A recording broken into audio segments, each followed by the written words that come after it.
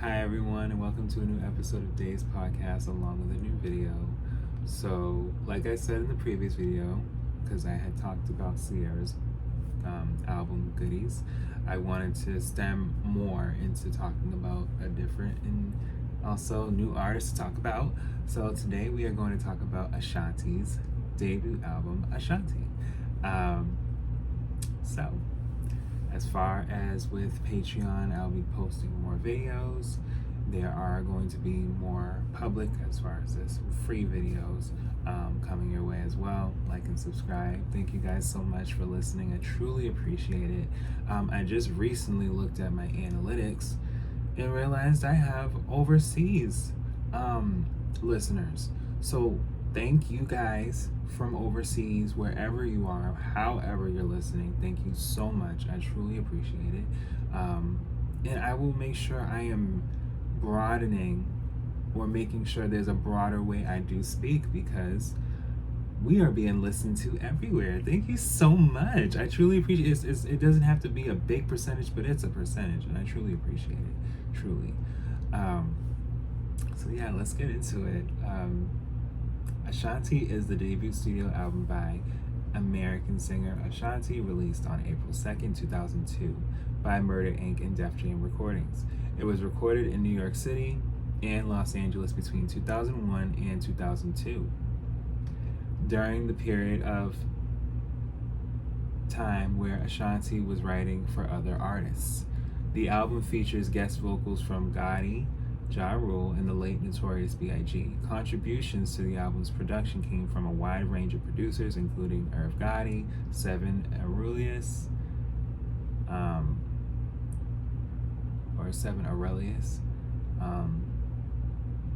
Chink Santana, Jared Thomas, and Reggie Wright.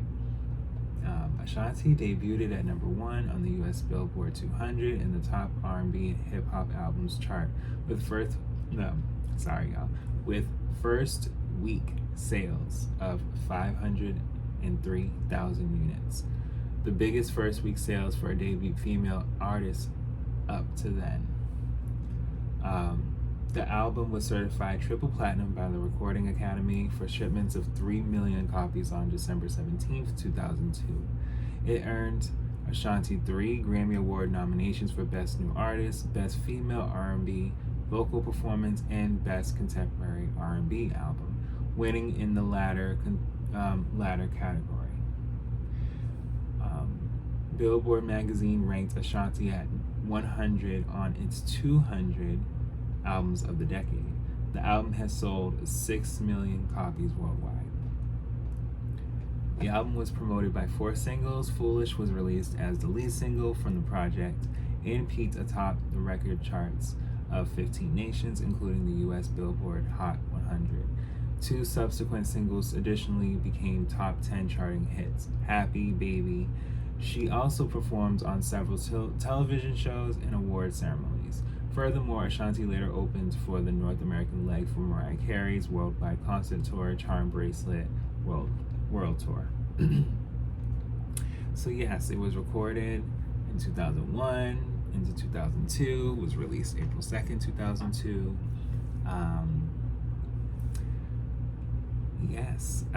Foolish was released February 11th, 2002. Happy was released June 17, 2002. So there's an anniversary coming soon for that song, for over 20 years, 22 years, yeah. Baby, September 9th, 2002. So, yeah. When Ashanti was 14, she was discovered by P. Diddy's Bad Boy Records. Initially, she went to Bad Boy Records and sang one of Mary J. Blige's songs in front of Diddy and Biggie Smalls. After being impressed by her singing ability, Diddy later signed her to a development deal, but due to a bad contract, Ashanti did not sign with Diddy. This ultimately led to a record deal with Jive Records in 1994. This relationship soured when Jive tried to make Ashanti into a pop star. She didn't want to do pop. Ashanti subsequently involved herself in schoolwork, cheerleading, and running on her school's track team. She was an honor student in English and belonged to the English club where she began writing poetry. She was also in the drama club and performed in a few plays. She put college pursuits aside when Epic Records approached her with a contract in 1998. However, the label's management changes quickly made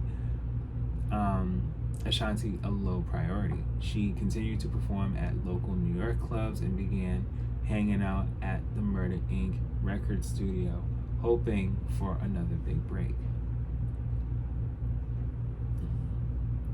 Ashanti was first noticed by Irv Gotti because of her vocal skills. Ashanti initially asked him to produce a few demo songs for her to record, so she could say she had some strong songs, tracks by the big time producer. But Gotti had a different idea. He asked her to pen hooks for his rap artists and to perform with them in duets. Ashanti provided the melodic response to their call.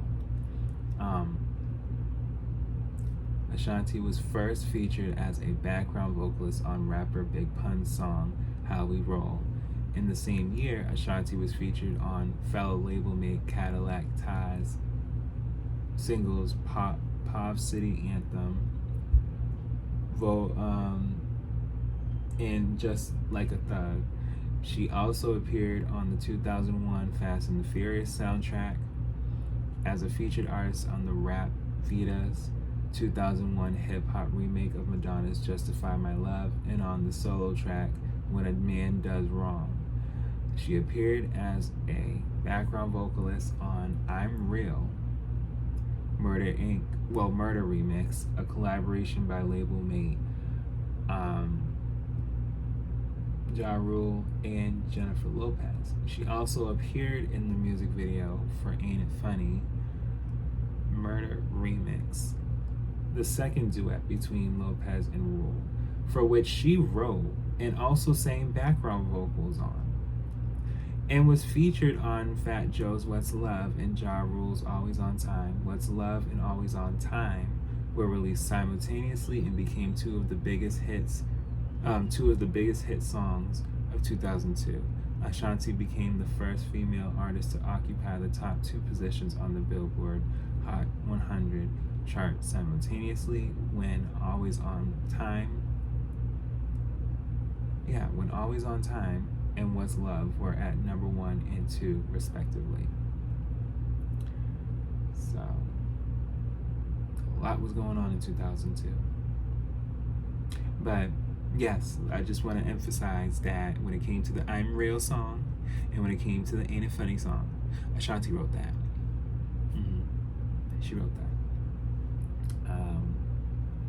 The promotion for the album, the lead single, was released February 11, 2002, like I was telling y'all. The song became Ashanti's biggest solo successes to date, spending 10 consecutive weeks on top of the US Hot 100 and hip-hop R&B singles tracks chart as well. It was eventually first ranked on the Billboard Hot 100 and R&B hip-hop singles 2002 year-end charts for 11 straight weeks, tying with Nelly's single Dilemma. They both was going off, okay? But not for 11 straight weeks.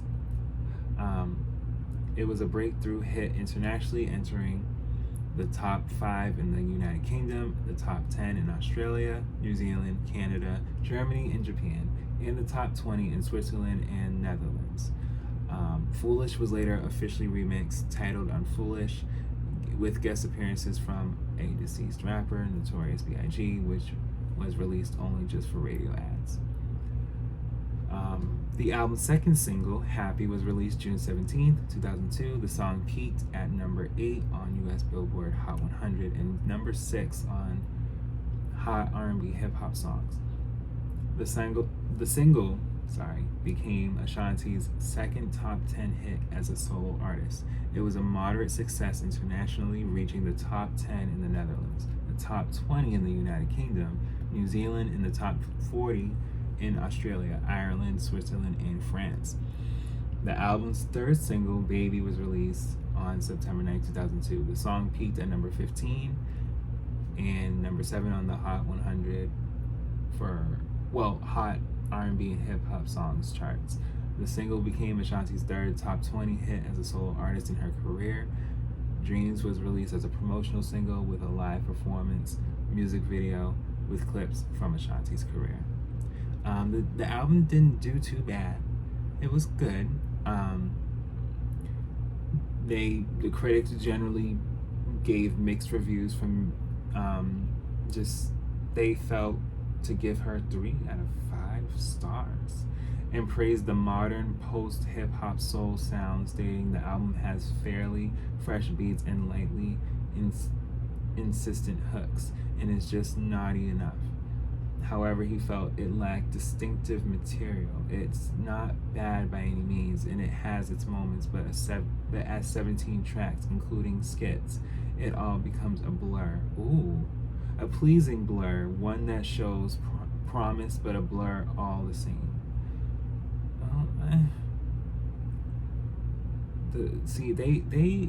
They was not. They said someone else had said, but tracks like the flute infused Happy are admittedly and perhaps too obviously influenced by other R&B divas like Mary J. Blige and rarely give away to anything fresh or new. They said, however, the songs are infectious and fine-tuned, and most of the album is underscored with bristling live instrumentation. Ultimately, Ashanti fails to carve a unique niche for the budding singer. See, voice is the perfect radio-ready R&B instrument, strong enough to ride over street-savvy beats, but unassuming enough to be open to interpretation, better than Britney, but less distinctive than Mary J. Blige. They need to stop comparing, and this is why I'm going to keep defending the fact that they need to stop comparing. Ashanti is Ashanti. She's not Britney. She don't have to be Mary. She is Ashanti. She writes and she does her own thing. I will defend that for every artist, period. But these critics back in the 2000s, like I was doing with Sierra, like, I'm glad I'm reading them, because you kind of see like people just kind of like just saying like some things, and it's like, did you really get into the album?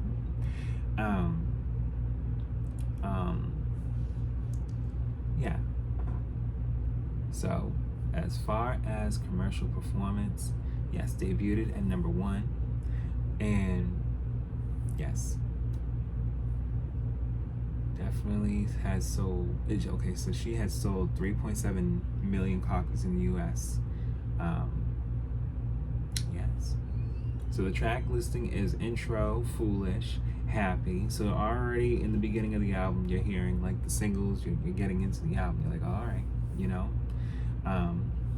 Leaving, Always on Time, part 2. So that was like Always on Time, but like Ashanti's perspective, taking the fact that Always on Time was Ja Rule's perspective. So she said, you know what, Leaving. Instead of me just being with you, I'm out. She said that was her way of, being part 2 for that. Like, I've been riding with you, but now I'm just done. And it was like a domino effect, because, well, not domino effect, but like a flip, if you will, because it's like, wait, you just was at Happy, but you was also at Foolish. But then there's a narrative call right after, which is a skit. Then there's Call, which is another song, which is led to the song Scared, which is Irv Gotti. Then there's Rescue. Then there's Baby, which is the next single. Voodoo, Movies, Fight, which is Over skit, Over, and then Unfoolish, which is, the version that has Notorious B.I.G. in it. Shy Shy, which is another skit, Dreams, and then Thank You. So yeah, it is over an hour, 61 minutes. So it is lengthy. It's not that, and that was the thing. We didn't always get lengthy or introspective albums as much.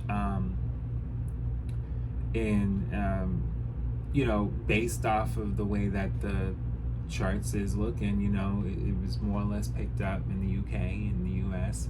Overseas, it was, it was getting to some points. Australian urban albums went number 2. Japan needed a little bit more time with it being at 14. But overall with Canadian R&B albums, they had her at number 1. So I think that she did good. I think, like, with a lot of debut albums, because not a lot of debut albums debut at number 1. Not a lot of debut albums can be able to have singles that still just go number 1. It all depends, and when you have that, it speaks a lot, especially in the first album, because then it's like, all right, what's next, because you're already showing that you can do something, and we're ready for more, but yes, it's a good album. I remember when it came out, and I remember it was played a lot on the radio, like just the songs themselves, as far as the singles, was played a lot on the radio, and then along with features that she had. So it was almost like the features along with the singles were their own album to me. Like when you heard it on the radio, it was like, all right. And you would have felt like, some of the features could have probably been bonus tracks, but I'm glad that she kind of kept it in a sense where it's like writing wise, like and owning her masters too, like just making sure just her creativity stood out. Why not? But yes, that is the end of our video and episode. I hope you guys enjoyed it, and I'll be back with